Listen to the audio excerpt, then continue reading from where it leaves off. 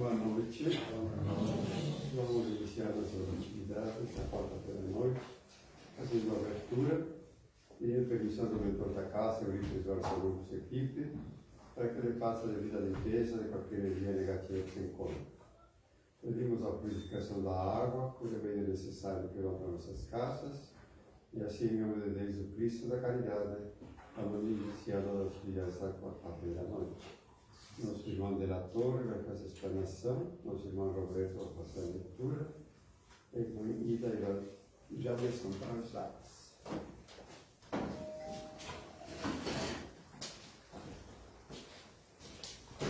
Boa noite. Essa é a leitura do Evangelho segundo o Espiritismo, capítulo 5, Bem-aventurados aflitos. É uma mensagem que foi traçada pelo um anjo guardião em 1863. São as provas voluntárias do verdadeiro silício. Perguntai se é permitido amenizar suas próprias provas. Essa questão leva a esta.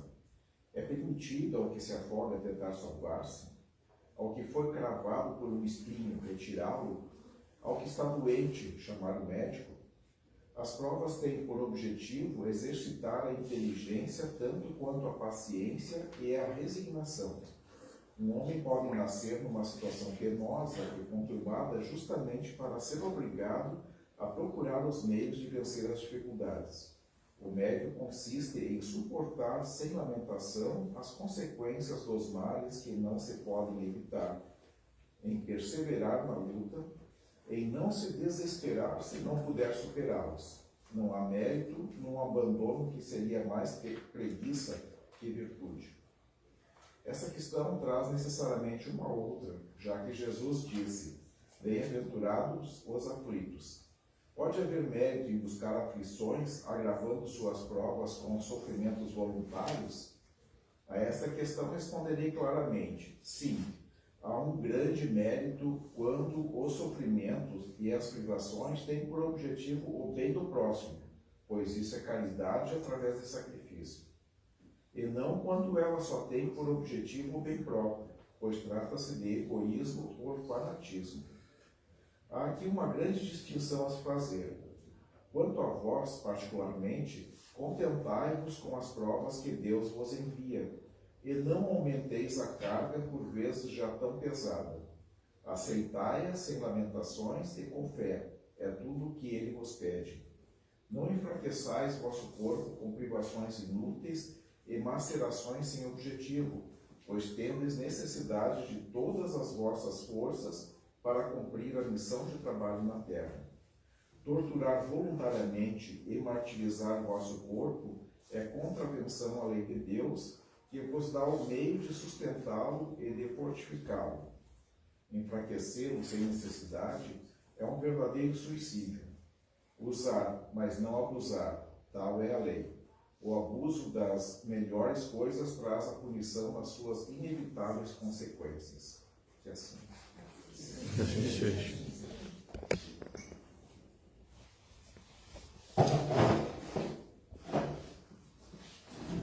Boa noite a todos. Boa noite.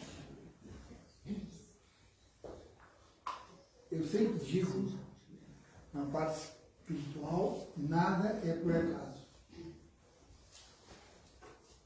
Essa leitura do capítulo 5, bem-aventurados os aflitos, pois dele é o reino de Deus. Falou em provas, que a gente passa por muitas provas e que a gente não deve ficar bravo com as provas, que a gente tem que recebê-las com amor, força e vencê-las sempre. E hoje o nosso texto é o não se pode servir a Deus e a mamão. Também fala muito de riqueza, de prova, de caminhada. A gente fazer uma retrospectiva do passado, muito lá longe, a gente vai lembrar que Jesus foi apedrejado, Jesus foi castigado, sofreu bastante, e ele nunca pediu nada em troca. Ele nunca pediu nada em troca. Seguia ensinando, educando os discípulos para que eles pudessem repetir aquilo que ele fazia. Às vezes, os discípulos conseguiam realizar o trabalho, outras vezes não. E Jesus dizia para eles: homens de pouca fé. Lembram disso? Pois o capítulo 16 fala de não servir a Deus e a Mamon. O que é servir a Deus? É a bondade, o amor, a caridade, a paz espiritual que a gente busca aqui na casa, a benevolência, não é verdade?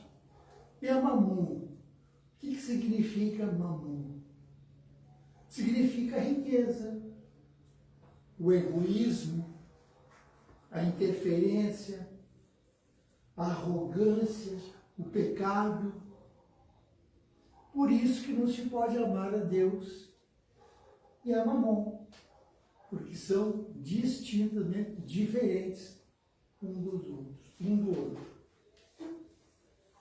Não se pode servir Deus a Mamon, e reflete a ideia central de porque é impossível servir dois senhores.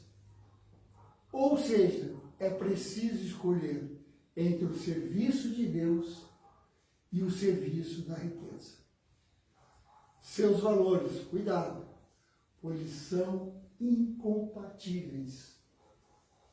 A de Deus é uma coisa, de Mamon é outra. Isso é uma parábola, é uma comparação do bem, do mal, do rico, do pobre, do doente, do são. Não sei se você está entendendo. Então a gente tem que ter muito cuidado na hora das escolhas. Se escolhermos Mamon, temos risco de irmos da ala do egoísmo, da ganância, da riqueza.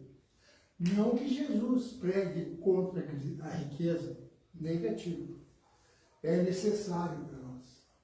Mas o excesso da riqueza aí entra nesse fator. Porque temos que ter condições de viver bem, ter a nossa casa, a nossa comida, nosso vestuário, as nossas condições de prazer, tudo isso é normal. Mas o que excede a nossa necessidade, aí já sai fora dos parâmetros normais. Temos que ter cuidado. Allan Kardec, codificador da doutrina, através dos ensinamentos espirituais, enfatiza que a busca pela riqueza e o serviço a Deus não pode coexistir plenamente, porque são totalmente inversos um do outro. Ele cita também uma passagem bíblica que utiliza a base no Mateus 6:24 e Lucas 16:13. Está no Evangelho. Ninguém pode servir a dois senhores, porque um odiará um ou amará o outro. O outro se prenderá a um e desprenderá do outro. Não podeis servir a Deus e a Mamon. E o que quer dizer tudo isso para a gente que é leigo, que estamos estudando, estamos tentando entender o Evangelho? Jesus deu oportunidade para nós de ouvir as parábolas e começar a decifrar.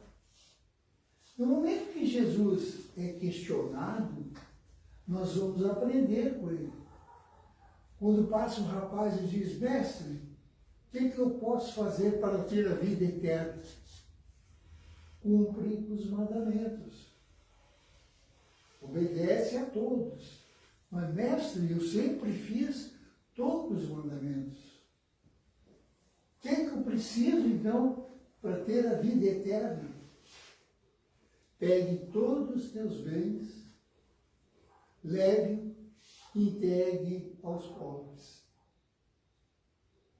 O rapaz ficou mudo.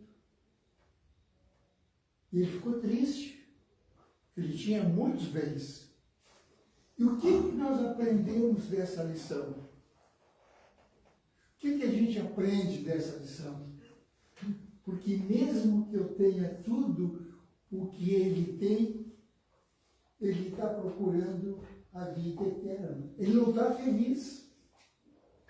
Ele não está satisfeito com a vida dele, não é verdade? Porque se ele estivesse satisfeito, ele não ia perguntar a Jesus como faria para ir para a vida eterna, não é verdade? Então a gente tem que ter cuidado. Por que eu não estou feliz? Se eu tenho a minha casa, eu tenho o meu trabalho, os meus filhos estudos, eu tenho uma família formada, eu tenho netos, bisnetos, o que falta? O que me angustia? O que me deixa triste? Esse é o ponto. Vamos buscar dentro de nós o porquê que não estamos felizes. Às vezes é uma conversa, às vezes é ouvir, às vezes é uma ajuda.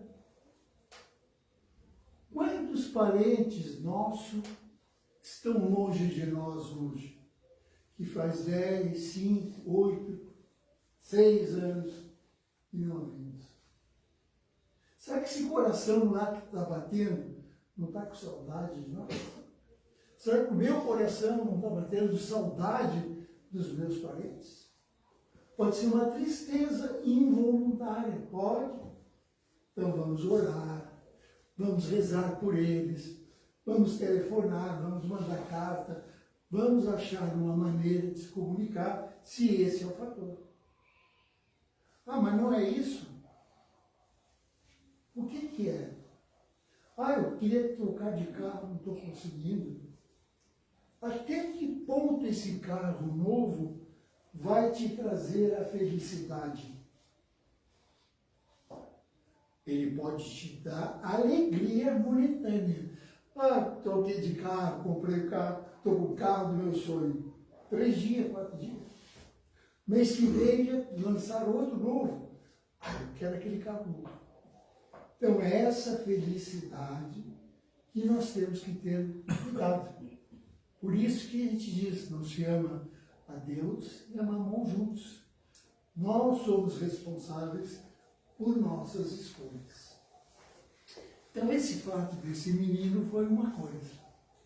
E essa mensagem principal é que a busca pela riqueza, se não for usada corretamente, pode impedir o desenvolvimento espiritual e o serviço a Deus. Por quê? Aí eu pergunto, por quê? Como é que Jesus andava com seus discípulos? Simples, comiam simplesmente, dormiam em lugares simples e eram felizes. Eles não tinham luxo, eles tinham até necessidade em certos dias de contar o dinheirinho para poder comer e eram felizes. Então, poucas coisas nos deixam felizes e muitas coisas na nossa volta nos deixam alegres, felizes, não infelizes. Essas escolhas que a gente estuda o capítulo 16. Seguindo essa caminhada, vamos deixar claro uma coisa. Deus não condena a riqueza. Tão pouco o rico, ou tão pouco o miserável. Cada um tem o que escolher. São escolhas nossas.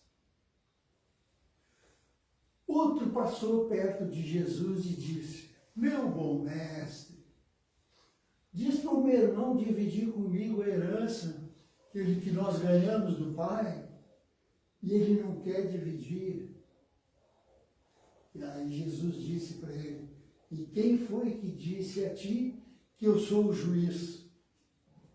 Quem foi que disse para ti que eu sou o ajustador de defesas de heranças? Sem conhecer a tua razão, eu vou dizer-te, cuidado. Cuidado com a avareza, pois aquele que muito tem não adianta, porque não serve para a vida que ele vai viver. Entenderam a mensagem? Mesmo ele sendo rico, queria cobrar a herança do irmão, que a gente não sabe até que ponto estava o irmão, e ele pediu para Jesus, porque Jesus tinha força na época, tinha poderes, para dizer para o irmão dar o dinheiro para ele. Ele, não satisfeito com o dele, Jesus avisou, disse, olha, deixa de ser avarento, porque tu deve estar vivendo bem. Cuidado. Então, é essas caminhadas que a gente passa aqui todo dia, no trabalho, nas negociações que a gente faz, nas buscas que a gente faz, a gente passa por esse turçado. E a gente tem que ter firmeza, tem que ter equilíbrio e pensar de como fazer. Nunca podemos esquecer que aquilo não é para mim. E ele disse mais ainda para o homem, tu vai receber todo esse dinheiro e se tu morre agora em seguida à noite, quem vai herdar essa herança? Com quem vai ficar esse dinheiro? Ele não se preocupou com isso. E a gente que está aqui, que tem pouquinho, ou que tem um pouquinho mais, ou que tem mais de um pouquinho, está preocupado? Não. Vamos viver a vida, vamos trazer os nossos familiares junto conosco, vamos dividir aquilo que possamos dividir, vamos nos igualar a eles. Nós não somos melhores que eles e nem soberanos a eles. Nós temos que ser cristãos. Temos que ser cristão. E o que é ser o cristão? Às vezes, eu saio na rua e pratico um ato cristão. Eu dou uma esmola.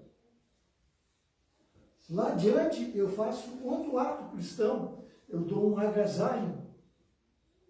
Lá adiante, eu dou uma cesta básica. Eu não sou um cristão. Até que ponto nós somos cristãos? Até que ponto aquela moeda ajudou realmente aquele mendigo? Até que ponto aquela camisa ajudou o menino com frio? Eu saciei a fome dele e dela? E os outros que estavam juntos? Foram saciados? É esse o ensinamento que Jesus nos dá?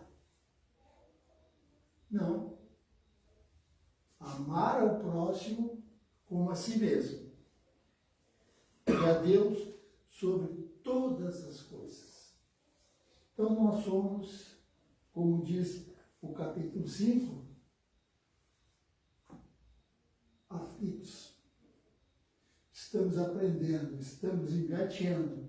Por que sofremos? Porque às vezes estamos sofrendo aqui hoje uma resolução desta encarnação. Pode ser. Mas tem outras vezes que estamos sofrendo alguma coisa e nós não entendemos, é de outras vidas. Vidas passadas, que não foram resolvidos os problemas. E reflete sim aqui hoje. Então esse entendimento que a gente tem que ter calma e analisar. A gente sempre diz assim, por que eu sofro?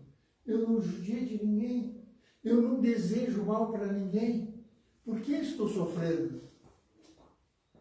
Hoje, tu é um homem de bem. Ontem, fosse um homem de bem. E 3 encarnações para trás, o que fosse?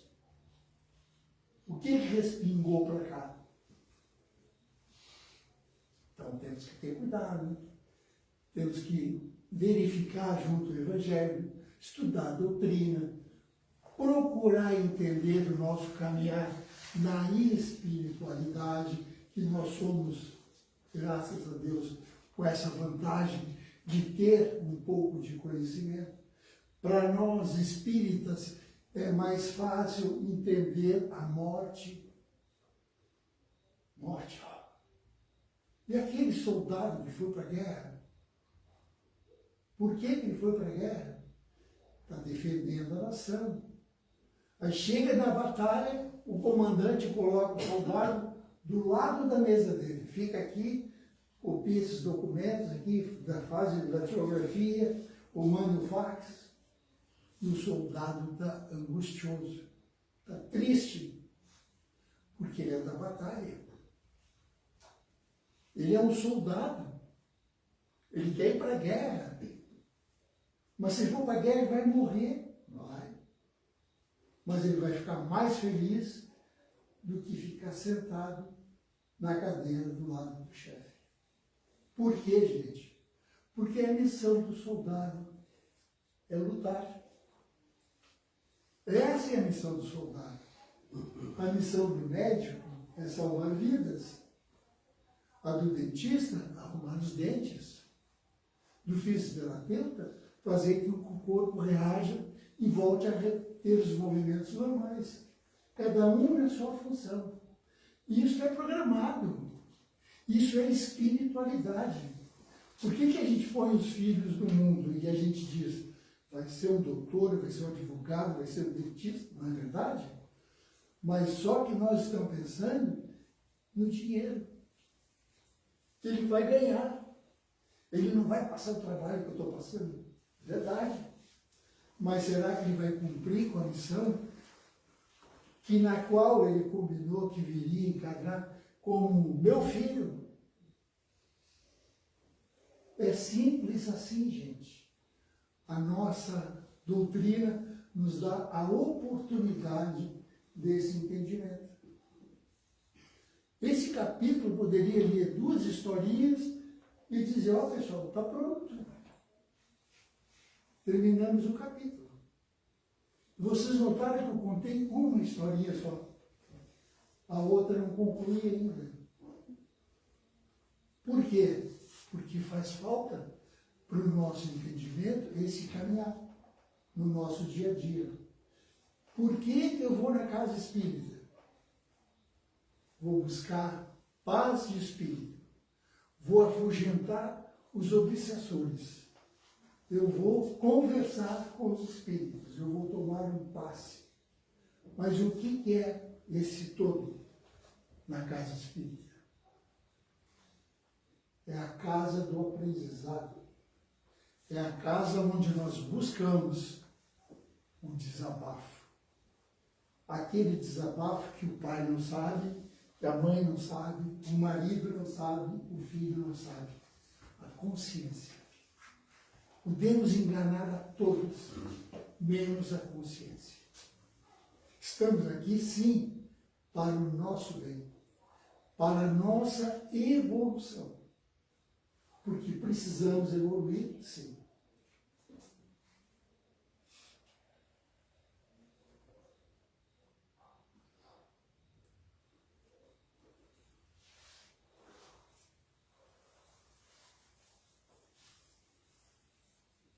Quem não conheceu Zaqueu? Vocês conhecem o Zaqueu? Zaqueu é um nome bíblico de um senhor muito rico que existia na época de Jesus. E ele é um cara que cuidava só dele, da vida dele, do dinheiro dele, da vida da família dele, e acabou. Até que ele começou a ouvir o que o povo dizia de Jesus. Ah, ele curou o cego. Ah, ele curou o aleijado. Ah, ele curou o senhor que estava perdendo a perna. Ah, ele curou um senhor que não ouvia e não falava. E ele, esperto, começou a ouvir e a se interessar. E ficou sabendo que Jesus ia visitar a cidade dele. E ele queria ver Jesus. queria ver Jesus. Como ele era muito pequenininho, e o povo era grande e alto, ele não ia enxergar Jesus. Ele subiu numa árvore para ver Jesus. E Jesus passou e olhou. E viu Zequeu na árvore e disse: Zequeu, desce aqui, hoje eu preciso ficar da tua casa. Está escrito no Evangelho. Assim como eu estou dizendo. Zequeu, feliz da vida, desceu da árvore e disse: meu pai, mestre, tudo que eu fiz de errado, eu lhe dou a metade da minha fortuna. E se alguém aqui eu machuquei, eu prejudiquei, eu pago 4 vezes para ele.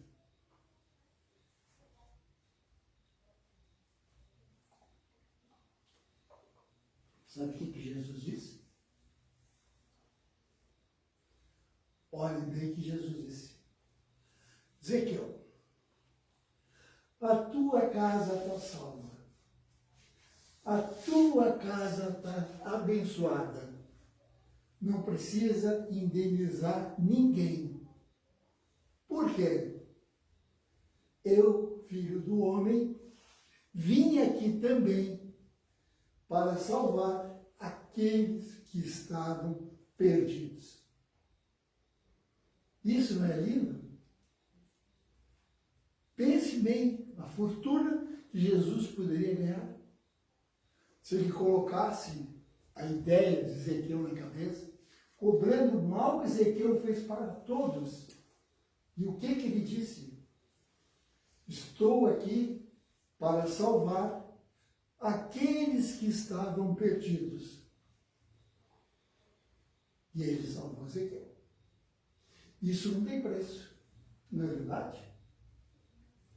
Outro exemplo, Maria Madalena, quem lembra dela? Ela sangrava muito, lembra? Ela sangrava e queria ver Jesus para se curar. E não tinha como chegar perto de Jesus. Aí ela lembrou-se: não, mas se eu encostar no manto dele, eu vou me salvar. E aconteceu, Jesus passou, ela correu, se atirou e conseguiu encostar em Jesus. Só que no momento que ela encostou em Jesus, Jesus sentiu alguma coisa, virou e viu. Foi lá, atendeu ela, levantou, ela foi curada. Sabe o que ele disse para ela? Quem te curou foi tu mesmo, com a tua fé. Não foi a minha roupa. A tua fé.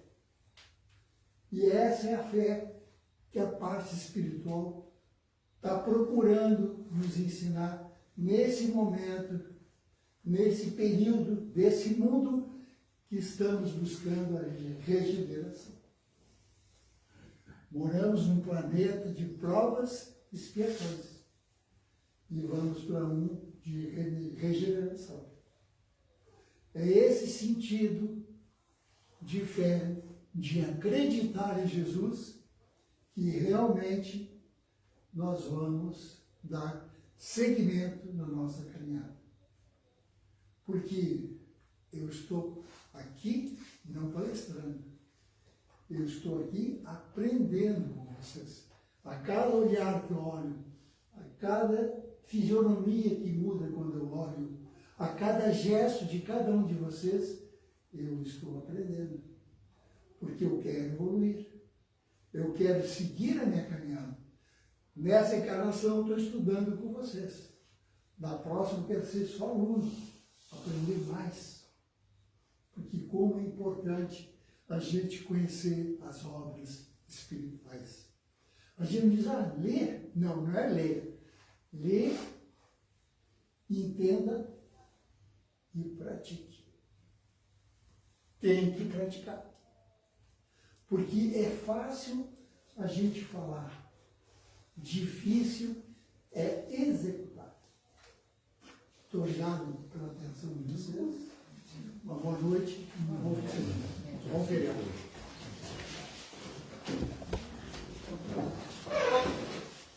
Então, nós vamos agora para a organização para os lares. E nesse momento você se concentre para enviar o pensamento positivo para um irmão que está precisando de ajuda no lugar que ele estiver.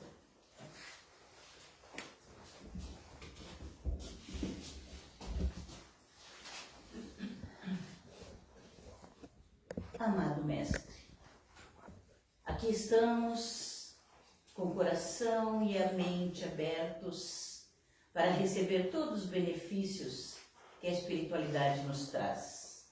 Muito obrigada, Senhor. Que neste momento em que a espiritualidade está toda a nosso favor, queremos fazer a caridade espiritual, que é orar pelos outros, orar por aqueles que não tiveram a oportunidade de estarem aqui, aprendendo como nós. E principalmente, Jesus, orar por aqueles que já partiram para a verdadeira vida. Os nossos irmãos desencarnados, aqueles que colocamos o nome nas caixinhas, que eles recebam, Jesus, a visita fraterna de espíritos bondosos e consoladores. Que neste momento, cada um esteja recebendo o amparo dos seus mentores espirituais, dos seus anjos da guarda, levando-lhes a certeza de que um dia todos estaremos juntos, aí no mundo espiritual ou aqui na Terra, como for necessário ao nosso adiantamento. Os nossos entes queridos, que já partiram para a espiritualidade, que eles preparem o terreno para quando chegar a nossa vez. Quiçá possamos nos reencontrar logo ali. Obrigada, Senhor, por essa doutrina bendita que nos traz esse consolo e essa esperança de nos reencontrarmos. Queremos orar, Jesus, pelos nossos irmãos suicidas, aqueles que não tiveram o conhecimento, a coragem e a fé de continuar a vida com as dores que a vida nos traz. Mas Deus, nosso Pai, é misericordioso, não desampara ninguém, e eles também terão a sua chance do recomeço. Basta que queiram.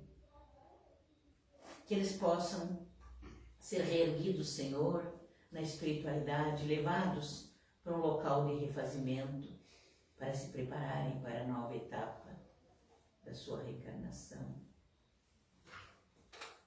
Queremos orar por aqueles que desencarnam de forma violenta, os que estão nas guerras, nos eventos climáticos, nos desencarnes coletivos. Todos eles sempre terão o amparo do alto e serão socorridos e levados para um local de refazimento, para um hospital espiritual. Jesus, querido Mestre, não dispensa o amparo dessa equipe amorável de Eurípides Barçanufo e de todos os nossos mentores espirituais. Que a gente possa mentalmente ir até os nossos lares. Que eles sejam magnetizados por esta luz, por esses fluidos de harmonia, de equilíbrio, saúde e paz. Que cada aposento do nosso lar seja magnetizado por essa luz, por esses fluidos, pela presença amiga desses espíritos benfeitores. Que todos aqueles que convivem conosco na nossa casa possam estar recebendo um abraço fraterno. Esses fluidos de amor, de harmonia e de paz. Se algum irmãozinho desencarnado se encontre na psicosfera da nossa casa, que venha para cá, para essa casa de amor, para ser ajudado, esclarecido, amparado, como nós estamos sendo. E que toda a nossa vizinhança, os nossos animais. Sejam abençoados, Jesus, por essa equipe amorável. E nós que aqui estamos, com muita gratidão, queremos pedir um amparo para cada um de nós. Para tudo aquilo que a gente necessita e merece. Seja para o nosso corpo físico, seja para o nosso espírito imortal. Que a gente possa sair daqui, Jesus, muito melhor do que quando chegamos. Muito obrigada e que assim seja.